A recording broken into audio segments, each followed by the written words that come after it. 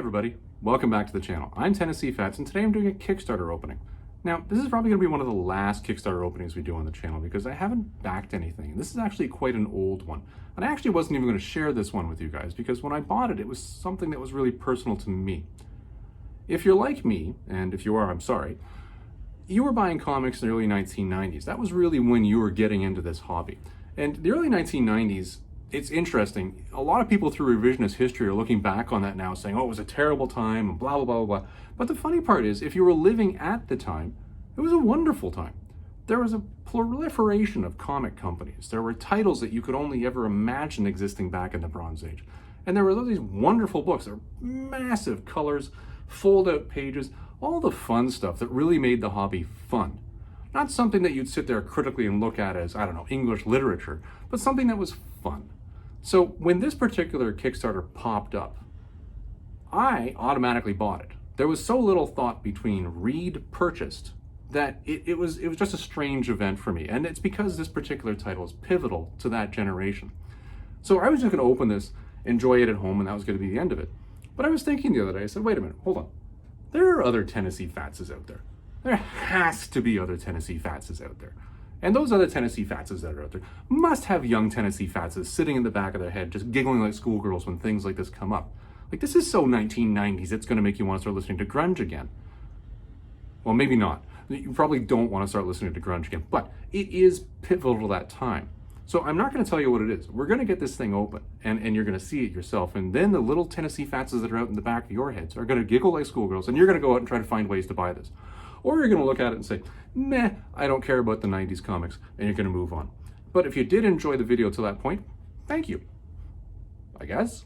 Anyways, enough listening to me, talking head, blah, blah, blah. Let's get into the box. And we are back, so let's get into this. So this is the box. Kaboom. It's not a huge box, but it's pretty thick, though. I mean, look at that.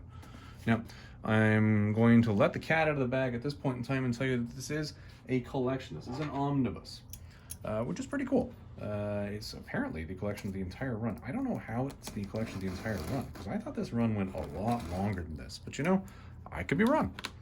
Who knows? Age catches up with all of us, and clearly my memory isn't perfect all the time, as I've proven many times on this channel. Because quite frankly, but there's a lot of things I don't remember, and I go, oh really? Okay, good enough. So, let's get this bad boy open. Come on, box. See, this is what I get, and you'll note I just commented on the old age thing. This is what I get for having an old man brain and forgetting to have my handy box opening comic knife with me. But what can you do? We all make do with the best of what we got. All right, so this is an omnibus. It is a collection of a 90s title, and as I mentioned in the opening, there are a lot of people out there. Let's get this over here. Sorry, we freeze this. A lot of people out there that do not like 90s comics. And it's kind of funny. A lot of the people who say they don't like 90s comics weren't even around and alive and collecting comics in the 90s. They just look back at the imagery and just say, oh, that's terrible. Now, granted, we can all look back with hindsight and say to ourselves, perhaps we were a little off at that point in time. Hell, it's all we seem to be doing with American and Canadian history right now is all this wonderful revisionist history where we're saying, well, you know, maybe we don't want to name this particular school after this person, or maybe we don't want to, you know, keep this statue up here about this particular person, or maybe what they did back then wasn't quite so cool. Well, I get that.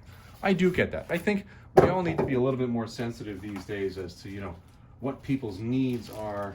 Possibly we should spend more time, you know, being more aware of who we may have been hurting at the time. But at the same time, I don't think we should go to the point where we're saying, you know what, that never actually happened. I think wiping out history and ignoring history is a mistake. I'll be clear with that. There's my old man blah for the day. It is clearly a mistake to ignore history, because those who forget history are doomed to repeat it. There's my ramble about history and revisionist history. There you go, done. So, here's what we got. And the minute you see it, you're going to go, wow. And of course, some other people are going to see this and they're going to immediately turn off the video. And well, for those of you who did, thanks for sticking around this much. Kaboom. There it is. The Complete Cyberforce.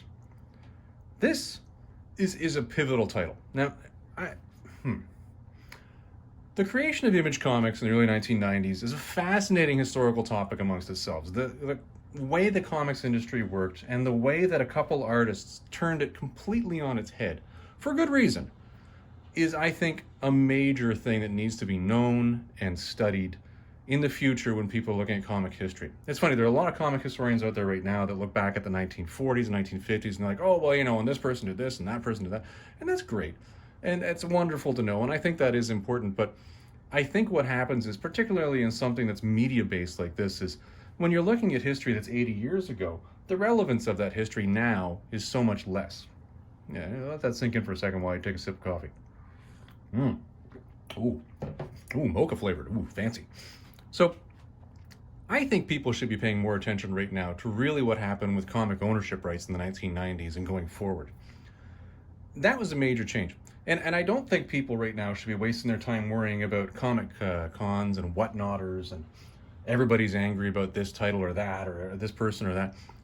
You're getting into it, and at that point in time, you're really losing the fun of what is comic collecting. Like, for example, and this is going to be my side tirade for today, I heard there was some kerfuffle with Peach Momoko at New York Comic Con, and I said to myself, well, everything I've heard is a nice person. I hope she's okay. What happened? So I went on the YouTuber and tickety Peach Momoko. Well, the first 10 videos that come up are all YouTube commenters, and they're all anywhere between 15 minutes to 2 hours long, and they're all rambling on about, I guess it was some issue in her lineup where a bunch of people were like, I don't even know, I wasn't there. And I wasn't going to sit through a 2-hour-long video to figure it out. But every video that I tried to start came off with such hostility that I thought, I just don't want to follow this anymore. So people should spend less time focusing on that, spend more time really focusing on the books, maybe focusing on the artists, and maybe focusing on, what you're enjoying in the hobby. There's my ramble for the day. Cyberforce goes back to that very issue of how did the comics industry change? How did Image really change what happened? And I think this particular title is key for that very reason, because this was a long-running one. I've got a short box at home that's just absolutely chock-a-block full of issues of this particular title, which I've always enjoyed. And when this came up as an omnibus, and I think this is volume 1, I think they're planning on continuing this, because I can't see how you could possibly fit all of the books into this. Let's see, it actually says Kickstarter up there. And that's a pretty cool dust jacket, actually. So I can't see how you would put it in. Does it have a little thing at the front where it says, hey, this is what we got? I don't know if it does. Well, let's start with my standard review before I get too far ahead of myself, shall we? As you guys know, I do this in one shot, unedited. This is what you got. So let's take a look at it. I'm sure within a short period of time, you're going to be able to go on Comic Preview or what have you, and you're going to be able to order this, because it's invariably what happens with Kickstarters. But pretty cool dust jacket. Pretty cool design. All of this stuff being original to, I guess, what the topic was at the time. Let's take the dust jacket off. The standard thing that I do. Oh, it's a graphic. Let's just put this up here, shall we? Oh, that looks nice. Sweet. Let's look at the side. That's what your side looks like. And there's your back. So what does this completely cover? Let's take a look here, shall we?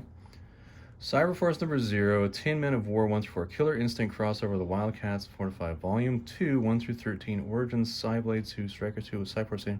So it has Volume 2, 1 through 13. Does it have the miniseries that came up before it? I don't know. What's Tin Men of War 1 through 4? I don't even remember this one. So maybe that's the reference to the actual original miniseries. Represents the original stories that launched the series, collecting the very first Cyberforce story, Tin Men of War. Fans go back to rediscover the introduction of the characters like Velocity, Ripclaw, Heatwave, Cyblade, Striker, Impact, Ballistic, Mark Sebastian, and more gorgeously rendered and assembled into this first volume, an absolute collected edition, first time print since 1992. Huh. I wonder if it does. I don't know. Well, I haven't read it, so I can't really comment. This is just the opening video, so either way, that looks pretty nice. This is a glued in. That's signed, I'm guessing? Is that a signature? That is definitely a signature. That is ink. Wow. Very nice. Whoa. Look at the page quality. Damn. Oh yeah, that's the miniseries. Volume 1, Issue 1. Nice. I'm just gonna skim ahead here and show you. Oh, are these foldy outy pages? Oh, what did I tell you guys about foldy outy pages in the 90s? Oh my goodness, I'm gonna break out my Nirvana album this afternoon. Oh, that is awesome. Awesome. Okay, I'm not gonna ruin this. I'm not gonna spoil this. Okay, I'm just gonna put this away. Put it away. Put it away. Put it away, Tennessee Fats. Just put it away. Wow. Okay. That's awesome. That is damn awesome. Now, what came with it? This is always what people always want to know with their Kickstarter. Because as I mentioned, you could, I'm pretty sure, and again, this one, I don't know if you'll get this one. If this ever goes into print in a store, I'm not entirely sure. Because when you look at this, it clearly says right there, this is a Kickstarter. So I imagine maybe you're not going to get the dust jacket. But this over here, the book itself, this looks like something that they're probably going to be mass producing. Because Image is going through its 30th anniversary right now. So maybe this is going to go out to print. And that was the comment I made of, you know, you do a Kickstarter, and generally, I guess, the books go into print, and then you can buy them later if you can find them. So for those of you who are interested in Cyberforce, by all means, go out and find this. But with a Kickstarter, you get a couple of kickers. So you get this nice little mini image here that's signed. That's pretty cool. I like that. I like that dust jacket. That looked really nice. That's very nice. But what are the other things you get with this one? Let's put that down over here. Put it down, without shaking the desk. There you go. This desk is way too shaky. Ooh, I get a coaster. That's pretty cool. Look at that. Neat. All right, coaster. What else we got? Ooh, I got a Velocity sticker. I was going through my box the other day. I actually found the Velocity miniseries that came out. I think I'm missing the last issue of it, which is really annoying because I read it and it was really good. I was like, ooh, and then of course trying to find the last issue of a 90s Image book is always not the easiest thing to find. An actual card. So what have I got here? I got a card. That's rather nice. And what have we got written on the back here? Roster, Ballistic, Impact, Heatwave, Velocity. First appearance, Cyberforce #1, August 2022. And it's got the little top cow and Image 30th year logo down in the corner there. Very nice. That's pretty cool. What else we got? Ah, is it a bookmark? Is it a book? It's a bookmark. I love bookmarks. I read a lot, and invariably what happens is I'll read the book and then I'll put it in my library and I leave the bookmark in it, so I'm always losing my bookmarks. And then I'm wondering, why do I have no bookmarks? Because they're randomly stuck in books. So that's pretty cool. And there's Ripclaw on the back. Awesome. What else we got? Ooh, another sticker, another vinyl sticker. Nice. Sweet. That's pretty cool. And what is this here? I've got a postcard. A postcard with, I think this is the image that's on the front of the first issue of the miniseries, is it not? I could be wrong. And there's your postcard on the back. Very nice. Now, who would I mail this to? Well, since I don't know anybody, and nobody really cares, I'd have a hard time finding who I would send that to. Let's just move some stuff over here, because the next one over here is going to be a big one. Let's grab this. Okay, it's right at the back, because I'll tell you, there are a bunch of books that came with this too. But there is a print. Now, this is the cover of Cyberforce #9. Now, I wonder, if I go in this, and that's #9 of volume 2. Let's see. Am I gonna find it? Let's skip. There's a lot of pages here. I might find the cover. I might not. There doesn't seem to be a page numbering. Okay, number 4. Okay, so I gotta jump. Okay, number 5. Oh, that's where I guess an ad was. Sometimes they do that when they reprint these. Is they have to put in a dummy page because of the way the layout worked. Number 7. There it is. So there's the original cover on this one. This cover always stood out to me because it's interesting, because at the time you had like all these action ones, and then you had this pink cover that Todd McFarlane did with a whole lot of open space. Now granted, that's where your Cyberforce logo went, but it was full of open space. But the other thing was, it was bright pink, like this neon pink color right there. Now this is obviously zoomed in a little more on the lower half of the image, but that's pretty cool. That's nice. I like that. That is pretty darn cool. 2 points on that. So what else do we get here? I also have a Cyberforce 30th Anniversary Commemorative Edition with Silvestri cover. I guess that's a recreation of that first issue. So hold on, put that down there. And they're right there, yeah, side by side. Very cool. Very fancy, very neat. I like that. It's funny, they didn't give you the option, or maybe they did and I missed it. Sometimes in Kickstarters, what happens is when they say when they're throwing in freebie comics like this, you have the option of upgrading and getting the artist to sign it. That would have been pretty cool. I wonder if I missed it or if it wasn't an option. I don't know. Very cool. Now, what's interesting about this is, remember I mentioned that Velocity series that, here, there's Velocity right there. Remember I mentioned the Velocity, so I got 2 copies of this. That's pretty neat. Series, and how it was interesting because it came out years later after these original early 1990s books came out. And obviously his art style had changed a little bit by then because I guess time has gone by. And the Velocity series is very close to this art style as opposed to back to his original art style. Like this is what Velocity looks like in the original, like right there. And here's her now. Quite different in how the style has adapted over the years. Very cool. Very, very interesting to see that side by side. What else do I get here? We've got a different Cyberforce 30th anniversary commemorative edition. A more differenter one. Very cool. Neato. And finally, I've got, what is this? This must be a wraparound cover. I've got this. Now, there's no title on this. It's taped shut. Let's open her up. Let's see what this is, because you know what? I don't like to say I got this. I like to say, hey, I got this and it is blank. I'm tempted to use the scissors, but I won't use the scissors. I'll behave myself. See, if I had my fancy comic opening knife right now, I would use a comic opening knife, but stupid me, I left that somewhere. What do I got here? What is this? Qu'est-ce que c'est? Qu'est-ce que c'est? Well, let's pop her open here and see what we got. Whoop, whoop, whoop, whoop. So it is definitely a wraparound. Let's push her down here so you guys can see the full wraparound cover here. That's very cool. Now that is definitely not Sylvester. What is this?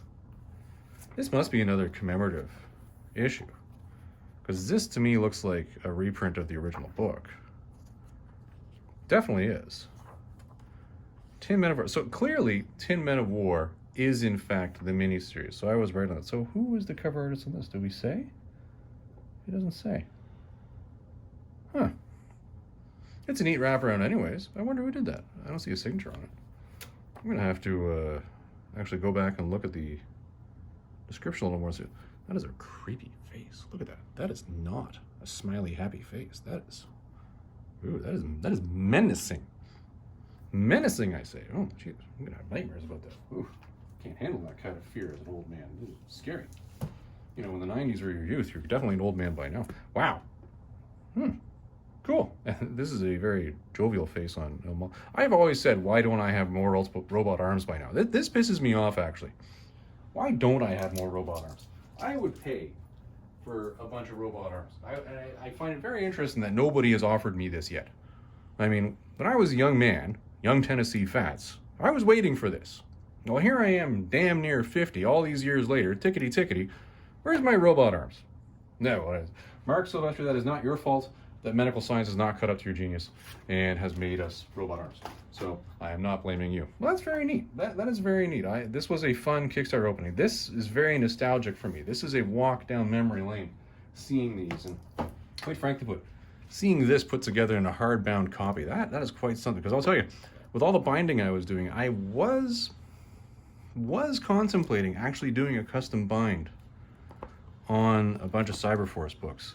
I'm glad I decided not to, and I let them do it professionally, because their designs are much better than mine. But that is darn cool. Huh. Neat. Well, everybody, I hope you enjoyed sticking with me through this Kickstarter opening. Again, this isn't a video for everybody. If you did stick with it, I thank you for that. If you stuck with it because you're interested in Mark Silvestri stuff and Cyberforce stuff, well, by all means, I would suggest you get out there and try to find your way to get your hands on this now. I'm sure you could probably track him down on his website, and there must be a way to buy at least some components of this. And really, if this was your thing back in the day, you want to do that, because these are cool. I'm going to be very happy to have these in my collection. This actually came out and got in the mail just about the same time I now have the Prophet 30th Anniversary Remastered Editions. The Brigade Remastered Editions are out now. That's pretty cool. Why don't I have a Bloodstrike one yet? Did I miss that? Has that been made? I wonder. I'm going to have to look into that. Well, there you go. I'm clearly aging myself on that one. And if you stuck around and you actually listened to my rambling, well, 2 points for you. I appreciate that. And I'm going to leave her off on this one. You know what I'm going to do? I'm going to, instead of just transitioning this one off and saying, I hope you enjoyed this one, we'll see you in the next one, I'm going to leave you with something else fun and just let you enjoy this moment. Everybody, here's some tractor pull.